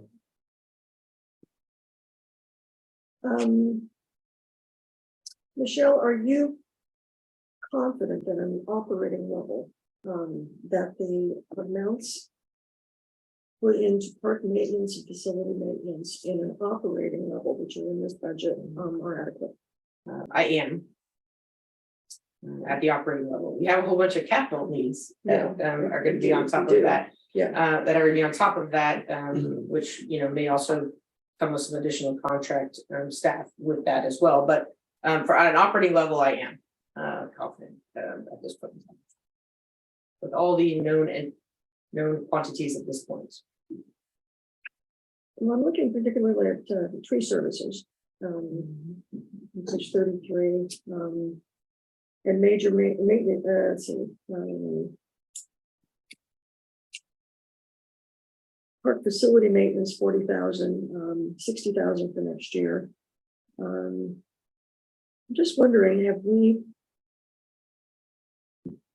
I guess once we get to, major losses, we're into capital. We're looking at our CIP. But this is just, ongoing, we all know that there are dead trees out there and trees that ought to be coming out and things like that. So it's an area that, I look at every year. Looks like we found a way to bring that line item in on budget. But I'm relying on you to be able to, tell us that that's sufficient. Yeah, and we've done a lot of tree work over the last, we've budgeted, we doubled that budget about 4 years ago, and we've kept that consistent. So Tom's gotten quite a bit of tree work done gotten a lot done in this park and some of our other high need areas. So we're a little bit more on top of that. So I don't think there's, and Tom can correct me if I'm wrong, but I think we've gotten a lot of work done, and you're confident with this number to kind of keep us at the level we're at. Yeah, so we put a lot of money into it over the last 4 years, and cumulatively, that really adds up. And so, our contracted maintenance for our contract for turf and shrub and tree maintenance, it's gone up, and so that's also freed up.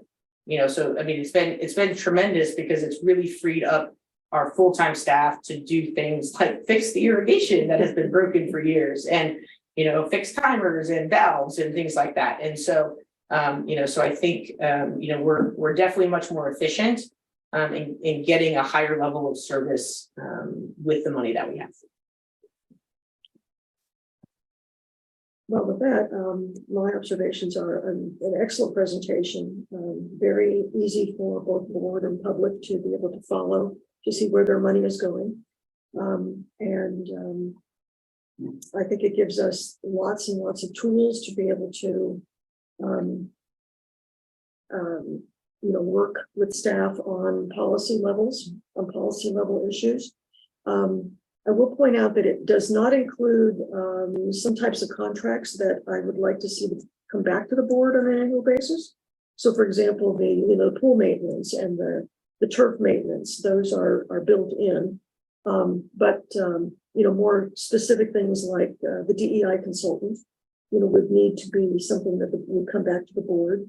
Melanie had mentioned there might be some additional monies that would make some sense, but rather than just build that into the budget, without the board having any input on the value of it, or whether that's what we want, or we want more or whatever, then I do think those kinds of things should come back. Yeah, So Michelle, you've not built. I think that is a capital project in and of itself, and so that is outside of the operating budget. So, so as part of the strategic plan, if there are operating dollars we decide we want to add into the budget, we will do that. But no, the consultant time is outside of that. I did not build that into professional services at all. And I think it's important for you all to know that, because, a budget is the largest decision we make all year long, because it is direction to staff to go and spend this money in the way that we've directed in the way these line items are. So this isn't coming back to us, in other words. This is our decision right now. No, it's coming back. No. I mean, during the course of the year. Oh, yeah. It's not going to come back. And once you final approve it, They're off to the races. Okay, so there are some, but there are certain contracts that have to come to you because they're over a certain limit. True, but for the most part, this is authorization to go forth and basically operate the district. That this is our decision that we make this evening. So I just wanted to underscore that. So along those lines, are there any questions about what you're approving this evening or what you're giving staff thumbs up and the committee thumbs up on so far? Again, it will come back to us if we have reservations or different thoughts, or we want to add some money to some place or whatever. I'm okay with the budget. I think you had some good comments that sounds like might be tweaked. For the final plan. Maybe, Yes. we'll see. I know, Yeah, you know, just some I can see language that, things. you know, Yeah. Michelle has thought it through. And this makes sense on a staff level. Also, I'm well aware that if during the course of the year, if we need it separated, we can either get the data Yeah. broken out. Right. Unless there's interest on the part of the board to, you know, actually instruct staff right now to, you know, rejigger the, you know, the budget and those, you know, take out adult services from senior services. I'm okay with. I do like the fact that senior services, because it is so top heavy with expenses, I like kind of having that number available to us, to me. But, you know, I can see the alternative, approach as well. Derek? I guess, you know, in thinking about what you've said here, as we're setting a budget, you know, operating budget for the next couple of years, you know, without maybe the ability to make modifications, you know, over that period, I am a little concerned, you know, that we haven't factored in some COLA in the future. I know we had that discussion earlier in this year. I don't know if there's some way in which we can have a mechanism for consideration of COLA in the operating budget over the next couple of years. Kind of hard to predict. I- And we usually need to know how we did in the first year of the 2-year budget, you know. Right. But Michelle, you will. So, yeah, so I just want to clarify, well, yes, the board is going to adopt the budget, you know, and we do have it's a 2-year budget, so we have multiple times the board will look at it. We always do a mid-year adjustment, so we look at it at mid-year, once we kind of have mid-year numbers. And so, you know, so we'll look at it mid-year, staff may make recommendations, the board may amend the budget at that point in time. And then again, in June of next year, you will look at the second year of the 2-year budget and make amendments as appropriate. So there are multiple times in order to adjust the budget numbers. So the budget, it really is aspirational.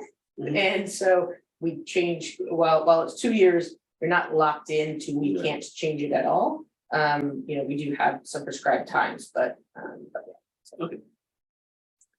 Speaking of which, did we formally amend this budget in January?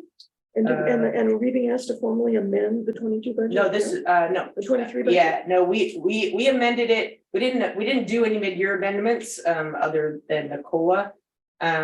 To the budget specifically, we amended it in June of last year, July of last year for this year. So, you know, we don't always, have amendments in mid-year. We have the opportunity to do it, but we don't always do that. But So usually in May or June, don't we usually? now this is a brand new 2-year approve the budget. amendment? Yeah, this is a brand new 2-year budget, so it all kind of starts over, so. And since we're in the black, Yeah. I guess Mhm. we're still okay. We don't really need to amend the budget. No. So, but you do have an amended column. Yes, yeah, because we amended it last July, so yeah, it was the second year of a 2-year budget. It gets a little confusing, and so we amended that, so that was, That's the distinction. yes. The amendment is of the first year Mhm. projections. yes, Got it. yeah. Remember, we used, under Berger, we used to always have to approve an amended budget.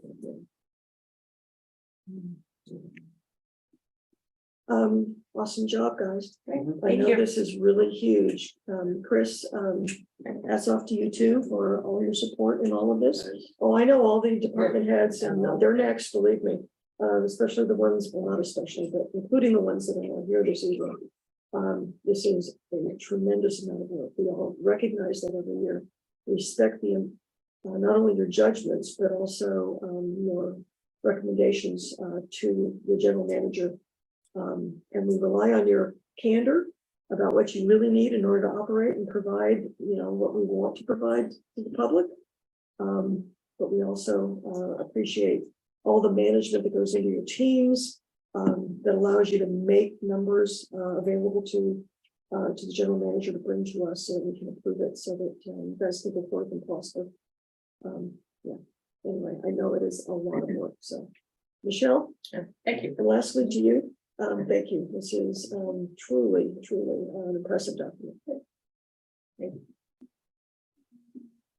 All right, any final comments at all? No? Okay, we'll close that item, and I suspect the reason I didn't notice, I did see it was on there, but there's no staff report with respect to the, There is. there is. Yeah. You wanna hand her that? Oh, I don't have a staff. Go on this one. Well, this is. What I'm looking at. I know. Oh, it was in the left-hand column. Which where. I was just gonna keep it. Yeah. Damn. Do you want a hard copy, Sandy? I guess I'll need it, yeah. Well, actually, I've got it here to look at, but just FYI, it didn't make it over into.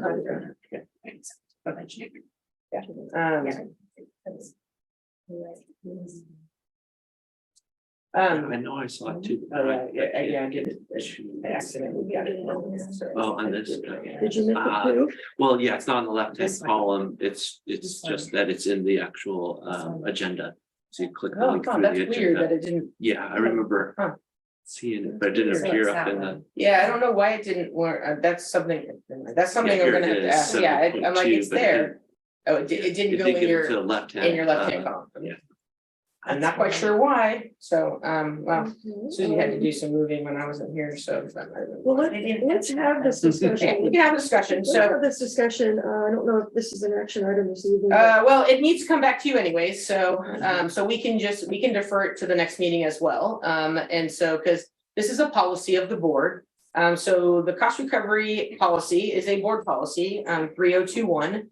And so, you know, as part of that policy, it states that, the board is to review it, as part of the budget process and, determine whether or not, any adjustments are appropriate. And so, so as part of the, budget process, I brought, the cost recovery policy to the budget committee and asked them to take a look, at, the current policy and whether they had some recommended adjustments. And so, as part of, the packet, I included the historical, well, since 2019, 2021, and 2023. So years as to what the cost recovery actually was in some budgeted years. And so, you know, so we have enough data now to kind of know at the service level that we're providing and the cost of that, you know, maybe it's time to look at some of these percentages. And so, so Exhibit 2 is a red line version of the cost recovery policy. And so the cost recovery policy has the level of benefit on the left-hand side, the target minimum. So that's the minimum of the amount of revenue that needs to cover costs.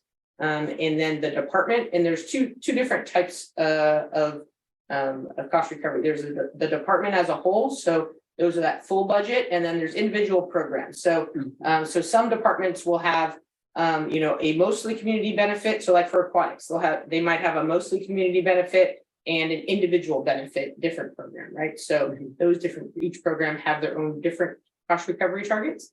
And so, so in looking at this, there are a number of changes that were recommended specifically in the target minimums.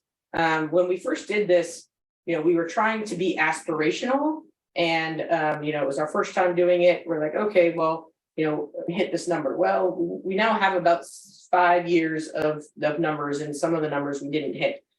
So the recommendation is that the balanced community and individual benefit move from 60% to 50%. The considerable individual benefit move from 75 to 70, and then the mostly individual go from 125 to 100%. And then that 2 departments move, that the seniors move to considerable community benefit at 30% and up. The senior program really is a mostly social service program. You know, there are some individual programs that wouldn't be, you know, but a lot of it is social service. And then the aquatics move from considerable individual benefit to balanced community individual benefit. And primarily because swim lessons really are, especially group swim lessons, private swim lessons are would remain an individual benefit, but groups for lessons is really a core program area. And it's our responsibility to try to get as many of our residents water safe as possible. And that really is a community benefit. And so we're recommending moving that from considerable community benefit to mostly community benefit as well. Those are the recommendations from the budget committee, and budget committee chair Vincent might be able to add anything else. We took a look at this and looked at, Michelle gave us a history because it started, that policy was developed in 2017. But I thought, okay, well, it's now 23, 24, we're going forward. And those numbers had not been changed. So they're supposed to be reviewed every year. And if you look at the history, where you see the red and green, what's closed and what isn't, we had quite a good discussion on changing those targets to be more reasonable, not to make them match, but just to make them more realistic. So I think that what we came up with, and certainly with the input of staff, makes more sense. And Secretary Tran, do you have any questions or comments on that too? Because Yeah, I think you said it, right? It sort of balances the reality, our historical performance with a bit of aspiration built into that as well too. They have to go for something. And so there's always a little bit in there. So a bit of a compromise, but I think, we have to look at it every year anyway, since we got this to be a good start for a change. after almost 5 years, we figured it was definitely Up for change. definitely time for a change. And we did not want to discount the aspirational part of it, but we did want to make it a little bit more balanced / realistic in how we look at it. I think I'd like to look at this and think about it a little more. Yes, Yeah, it's that's presented. fine. We're not voting tonight. Yeah, we can bring it back. I can put it on the next agenda and we can bring it back. So it's not, it would need two meetings anyways, so you didn't get a chance to see it because of the viewing, the way it was displayed on Diligent, then we can definitely move it, so. Yeah, well, so if we're gonna have it come back, I'll probably hold off on my specific questions, but maybe just some lead. I think what would be helpful for the next meeting is one, to have, any materials that we had from 2017, because let me maybe explain where I'm going with this. Like, I'm challenged with, 6 years ago, 5 years ago, we came up with this, plan. And I'm challenged, and we spent a lot of time. A lot of time. It's staff put in a lot of time on that. And so I'm challenged with just making a change based on a footnote on the right side of, why? Well, because, Okay. I will provide more background information. because to me, it seemed, my questions are gonna go to, it seems like, in what I've heard, we're almost backing out. It's like, here's the number, now we're gonna. And which, from a morale perspective, I can see that benefit, but I haven't heard that, portion of it. But we came to those numbers with the realistic goal of getting to this. If we can't, then I think there needs to be a greater explanation as to why. Okay, and I think there are some, with our current pool, we can't get to 60%. See, but why? Like, and I feel like these are gonna, I think this will be, and I think it's good coming back, because I think that this provides, this is tough for me. I'm openly, have ownership of something that I helped produce, but I'm also open to the fact that it needs to change and having new eyes on it too. So I don't want that to get that I'm opposed to this. I think I need to have more. You all had the benefit of having that discussion, and this is how these things work. It comes here, and I just feel like for me to get to that point, I might need a little more explanation. No, I think we've also, we've got COVID in there too. We've got this continuum of time, but we've got real anomalies in there that I'd like to consider. And whether maybe there's just need more time before we make these adjustments. Again, that sounds more like discussion, but. That's great. I mean, and We're if still you- a comment. if you need more information, yeah, no, that's great. So, yeah. I agree, and I think from where you're coming from, and because you both have lived it, certainly. We haven't, but it's. So if Michelle's staff provided more information, which I think is a good idea on the well, why, and what does this mean? And more description on, the notes, just the red line notes, that kind of thing. Because I highlighted the last two paragraphs of the policy. I mean, departments and programs unable to meet their target minimums will be reviewed by the board of directors for consideration of appropriate action. Yeah, we're serious about it. Yeah, And that's what's being done. I just. but I want meant, more- yeah, I mean. I want more on why. Yeah, reduce cost recovery target, eliminate activity. And so I know we reviewed this in the past, but I think to your point, COVID did throw a wrench. And I'd have to look at my notes on what we said a year ago about it. When we looked at those, what did we say about those numbers? Did we say, oh, well, it's COVID, so we didn't. And need That was it? pretty much our answer. And I hate that. That excuse. I was really that do. was But pretty much our answer at that point. We're looking at like a 6 or 7 year period of time. Yeah, And it's gotta have an impact. yeah, so definitely. So I think it's good that I like that you pulled it out separately and didn't fold it into the whole budget part. So that we can have more information and, make some changes or not.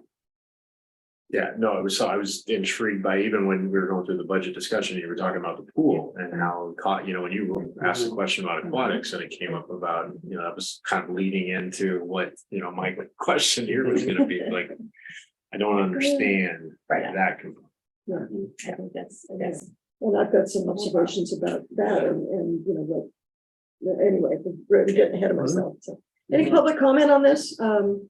No, no one on Zoom? Okay, close public comment, now we can discuss. But it's just to kind of get off your point, Bobby, and just to give a little insight what we talked about in the committee. I think we did ask a little bit, 'cause I remember that specific question. I go, so in 2017, what you guys base it off of? Right. The question we had asked. That was our question. Yeah, and so what are the numbers? And so there weren't any. It was a discussion and it sounds like we felt it was appropriate. But the way we sort of came to the suggestions for you all to consider was that, well, even with COVID, we have some numbers now. And so we thought, well, now that we actually have data, then at least from us, from a newer board member viewpoint, we just based off what the numbers are actually doing. There was no punishment in the sense, in the last couple say that we didn't, punish the department, say, oh, we're just gonna cut everything. So everyone was operating on the assumption that they're doing the best that they possibly can without that sort of overhead of the entire. So with that assumption. Actually, the opposite. The idea was not punishment. The idea was Evaluation, right? Maybe that's a bad term. Evaluate first, Yeah. And aquatics is a really good example because new programs, new offerings were developed. Evaluated what the contributions of the dolphins would be. The revenue generating aspects of it needed to be examined, and the cost recovery program encouraged that kind of examination. Yeah. And I was just sort of explaining about how the rationale we got there. And one of the other questions I was asking, because every time we went through each budget item, the question I asked was, well, how much would we make if we maximize rentals? Or how much would we make if we had the pool running all the time?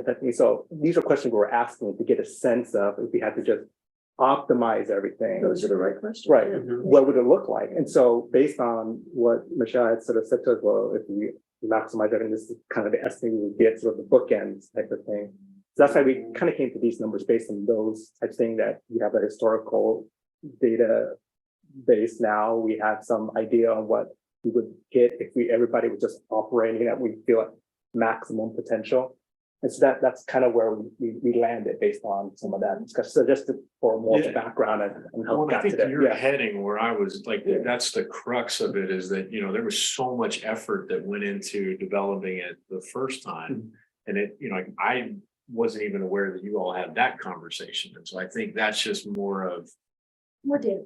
yeah, more of how you came to this. Cause I mean, I'll never forget being at our planning session and whatever that was, in Oh, yeah. 2017, and looking up on that board and having staff around and looking at, based on what the senior program was, okay, it was like, one of you is not gonna be here, in 4 years. And, aquatics, it was like, one of you is not gonna be here in 4 years. And so those were the real, and that, it was hard, it was We hard. went through it, we went Yeah. through financially, fiscally, this district went through some hard times. And so to that point, it's like, I feel like, based on those decisions that were made, it's like, I just want to make sure that we have, No, all that's- I think we that's- got all the that's good- information. that's good history. Definitely appreciate I mean, I trust both of you. I just, I need to have some eyes on it. No, I think Fair. that's, Yeah, there's definitely a broader, with more information that we can have another discussion.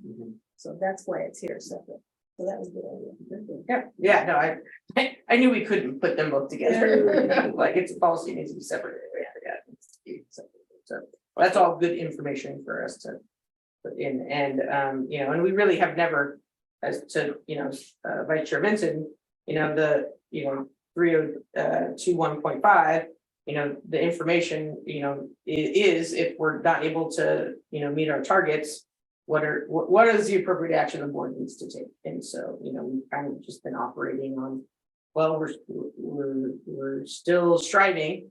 And so, but we'll come back with the well, information. that would be so, I don't know if it was part of the discussion, like I mentioned just briefly, to me, it was always, when we went through this, the original time was morale. I mean, that was a huge, it was like we weren't trying to, but it was perceived in a lot of ways, that, the board was making a decision that they weren't doing a well enough job. And so I definitely consider that, like, I don't want to set people up for failure. And that was even that conversation. Right, and and so, yeah, and so that's some of it too, Bob. I mean, I'll be a little more explicit, but if we have a target that, that realistically after 7 years, I'm pretty sure no one's gonna meet.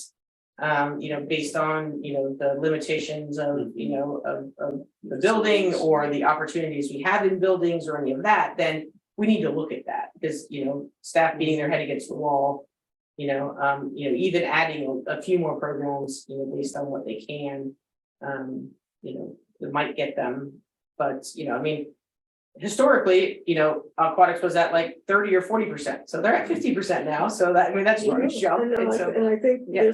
this program had a lot to do with that Yeah. because it was an Yeah. evaluation of it. right. And so, And maybe this needs to wait until after we see what the voters want to do with respect to our facilities. But I think it was a great inspiration to staff to really maximize the potential of all of their programs. And to price them, let's do some pricing comparisons. Let's make sure that, we're not so expensive that people can't afford us. But are the rental programs, competitive? Or is our pricing competitive? Are we advertising that we've got scholarships for people who can't afford all of this? Are we looking at our non-resident versus the resident, rates? Are we looking at the data about who attends these programs? All of those things led to a great deal of internal analysis that really improved stuff, went from 30 to 50. And maybe 70 or whatever it is really unrealistic.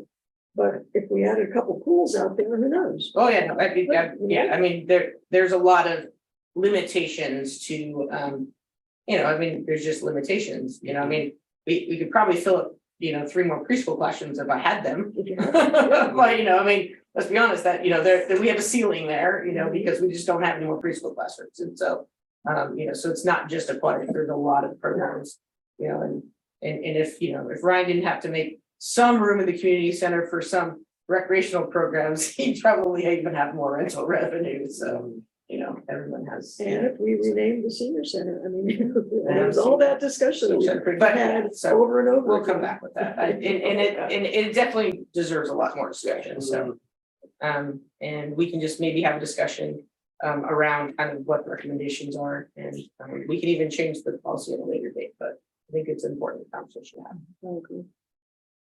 I agree. It's in our policy, we'll do it every year. So, for that reason alone, it's important, but I think communicating, to staff, and, having that conversation, in a meeting like this is very important. Okay. All right, anything else before we move on to our next, item on this? Okay.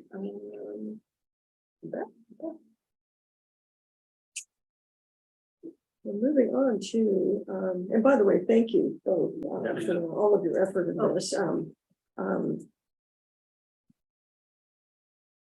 Verbal reports from committee chair and opportunity to set meeting dates. Land and facilities met. Wow, we discussed help. Yeah, the CIP list for The CIP coming up. list, yeah. And central security upgrades. Yes, Yeah. security upgrades and that, more research and more, look-see, on the security issue, and, with respect to the CIP, we brainstormed, some additional ideas. We didn't look at numbers because that's not our bailiwick, but we did look at, either areas that, we felt needed some attention, or at least needed to get on the next 5-year priority list, and had a really great discussion about that. So that will be coming to the board after the beginning of next fiscal year. Did you want to mention anything with regards to the ADA transition plan, or is that still forthcoming? So, yeah, so July 10th is your next meeting, and so there'll be additional, we're looking at the CIP and then also the ADA transition. So it's not, nothing we have done yet with Nope. that. Correct. Okay. Any other committee chairs like to report? Looks like a bunch of TBDs. I do need to get the program committee together, Bobby, so so we need to get you and Derek together on that. We're ready with rental fees and a couple other things. So We're ready. you're ready? Great. I will contact you both. Good. With respect to the ad hoc committee for board policies, can we be looking at something maybe after the beginning of the fiscal year? Yes. After, and I know you're really stressed with all of this budget work and everything else that's going on. No, we need to. So that right after that, right after the holiday week. So hopefully the next week. So You mean the 4th of July? after the week, after that week. Oh, okay. Yeah, because so either that second week or that third week, because you're gone that. I'm in gone Yeah. this, the first week. So it'll be either the second or third. Any other committee chairs want to propose any meetings to say? Very none. We'll move on to item 9, board announcements and requests to staff. Bobby. I had two. One, I've seen the notifications from the city going out about community service day, just making sure that we get, everything, any projects that we want. Happy to help out wherever. And then Battle of the Ages, Pleasant Dolphins big tournament this weekend, Saturday and Sunday. So if you're at College Park, come and check it out. Tons of fun. Join the cold. Go Dolphins. At the community center? It's at College Park. College Park. It's a College Park pool, so it's a Dolphins. Greatest high school. Oh, this is a Dolphin event. Yes, Yeah. Dolphins. Battle of the Bands, you said, right? Battle of the Ages. So the reason I realize this now after my 3rd year, that Battle of the Ages is because typically the swimmers, like 7/8 not swim together. This, not 7 swim against 7s, this 8 swim against 8s, 9 swim against 9s. So it's the only meet throughout the year where you swim against just your age. Which is great for those kids, especially in the down year, like both my kids are 7 and 11, so swimming 7/8 and 11/12. So we get to swim against good, and it's just fun. There go the name. It's fun, it's a lot of fun. It is. Is it fun? You mentioned so. I gotta say that to Lance, because I pretty much told all my friends growing up that if I ever had kids, they would never do swim team. I'm a part of the cult. Like, I love it. It's great. It's a great community. That is cool. Swim parents are fun. They don't yell at their referees and the umpires. And they're just there to like cheer on their kids. Yeah. Thank you. I may have to join later. There you- Hey, you're in. I'm gonna get you in. If I gotta be out there, you need to be out there too. No, it's fine. She's almost there, Oh, almost yeah, there. swimming too. Yes, you're right. So you're a great inspiration, Bobby. Thank you. Derek, Yeah, I don't have any actually, so just looking forward to some of the upcoming activities with. The 4th of July and the Blues and Brews. Not much, just thank you to Michelle and staff to try to figure out the post office issue. And so hopefully that'll get fixed and everybody gets their spotlight. So oh. Is that a question to staff? Did no, you just get that? no, hopefully they get it fixed. So I'm Yeah. just thank you for following up on that. And Yeah, it was a question last time, and so, so staff is working on it. Both Jennifer and Jeff Gillette from the city met with, post office staff, including the Postmaster General. About the issues we're having, and so they seemed very concerned. We'll see if anything changes. if you paid for it already, Yes. yeah. You paid for the mailing. Not only that, it's important to us, yeah. Mr. Vincent, I'm you're good? good tonight. I think this has been a full agenda, good discussion. I'm looking forward to, we've got a lot of work coming this summer, so. But we'll be outside in some things with, Blues and Brews and 4th of July, we'll be outside, so we want to make sure we go outside and hydrate if it's hot. I don't know when it's gonna get hot, but that's okay. Next week. It's not Texas. Yeah. Oh, geez, that's scary stuff.